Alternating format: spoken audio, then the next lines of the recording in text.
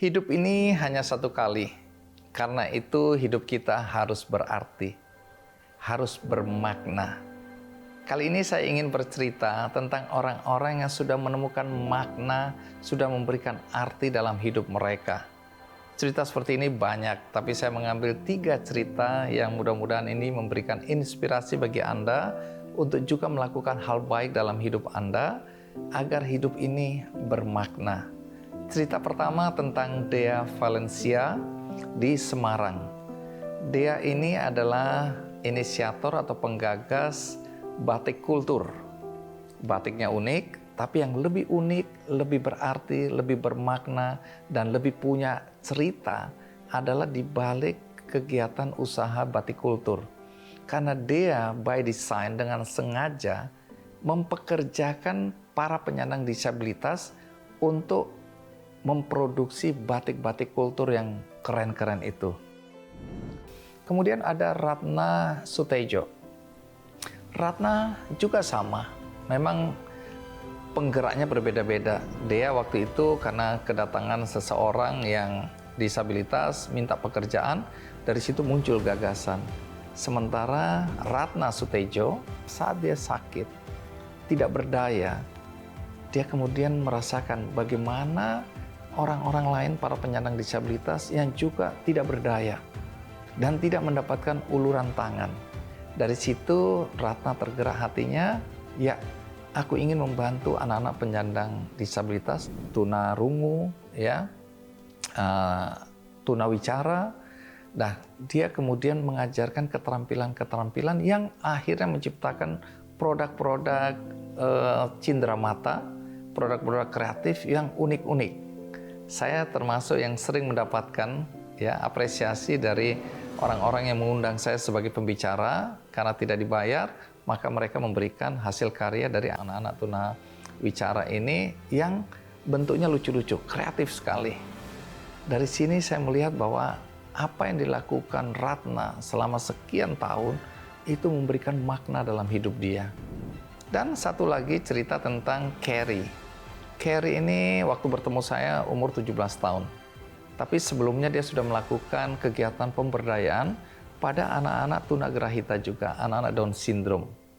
Yang dilakukan Carrie sebenarnya sederhana, tapi sangat bermakna dan sangat memberikan inspirasi bagi anak-anak Down syndrome bahwa mereka itu berguna. Mereka itu punya kemampuan. Mereka itu punya talenta yang kalau dikembangkan itu akan memberikan manfaat yang besar sekali. Apa yang dilakukan Carrie? Dia mendorong anak-anak Down syndrome untuk melukis, menggambar. Dan gambarnya keren-keren banget. Dari gambar anak-anak itu kemudian diimplementasikan dalam produk-produk fashion. Ada tas, dompet, sepatu, baju yang keren-keren banget. Istri saya termasuk pelanggan dari produk-produk fashion yang dihasilkan oleh Carrie sini. Kenapa? Karena satu, barangnya bagus. Dua, ada cerita di balik barang-barang itu. Istri saya kalau bagi-bagikan ke teman-temannya, dia bilang, tahu nggak ini harganya berapa? Nah, ternyata cuma 300.000 rupiah. Relatif murah dibandingkan dengan tas-tas mahal lainnya.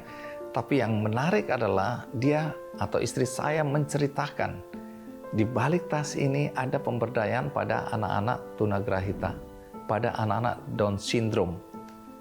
Nah, ini membuat ada energi positif. Baik yang membeli, istri saya sangat bersemangat kalau bercerita kepada teman-temannya tentang produk-produk ini, dan anak-anak itu beserta orang tuanya juga merasa dihargai, merasa bahwa hidup mereka ini kemudian tidak dimarginalkan. Mereka dapat penghargaan, dapat panggung, dan karya mereka itu membuat orang lain bahagia. Dari 3 cerita ini bisa kita simpulkan, pertama, bahwa dengan apa yang kita miliki, kita bisa melakukan kebaikan dalam hidup kita. Kebetulan 3 cerita tadi adalah orang-orang atau anak-anak yang punya talenta yang kemudian dikembangkan dan memberikan kesempatan pemberdayaan kepada saudara-saudara kita, adik-adik kita, teman-teman kita, para penyandang disabilitas. Jadi ini makna yang dia berikan dalam hidupnya. Kemudian yang kedua, kita juga sedang memberikan makna kehidupan bagi para penyandang disabilitas. Kadang oleh karena keadaannya, keterbatasan fisiknya, kita kemudian tidak merasa yakin atas kemampuan saudara-saudara kita penyandang disabilitas, atau kita tidak ingin berbuat lebih daripada apa yang biasa kita lakukan kepada orang-orang yang tidak menyandang disabilitas, karena kita tidak mau terlalu capek, tidak mau terlalu terbebani, tidak mau terlalu memikirkan, tidak mau terlalu berusaha lebih daripada usaha-usaha kita selama ini. Karena mempekerjakan teman-teman saudara-saudara kita penyandang disabilitas memang membutuhkan kesabaran dan membutuhkan calling, panggilan yang kuat. Nah, kemudian yang ketiga, dengan pemberdayaan para penyandang disabilitas, kita sebenarnya sedang memberikan makna dalam hidup orang tua mereka. Banyak orang tua yang melahirkan anak-anak penyandang disabilitas yang patah semangat, patah hati, kecewa, marah pada keadaan, kemudian memikul beban yang terlalu berat karena dia merasa sendirian. Nah, dengan kita membantu seperti apa yang dilakukan oleh Dea, Ratna, dan Carrie, maka sebenarnya kita juga membantu para orang tua anak-anak penyandang disabilitas. Mereka merasa tidak sendirian. Mereka merasa bahwa anak-anak mereka juga adalah anak-anak yang berguna, anak-anak yang bermanfaat, anak-anak yang punya talenta, anak-anak yang bisa memberikan manfaat bagi lingkungan di sekitarnya. Jadi, ayo, hidup ini memang singkat.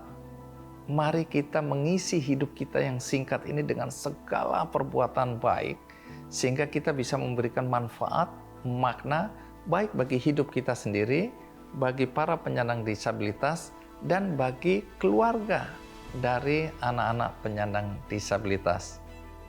Jangan keraskan hati Anda, dengarkan panggilan hati Anda untuk berbuat baik, sehingga dengan berbagi, dengan berbuat baik, saya yakin Anda akan mendapatkan kebahagiaan yang merupakan tujuan hidup setiap orang di dunia ini.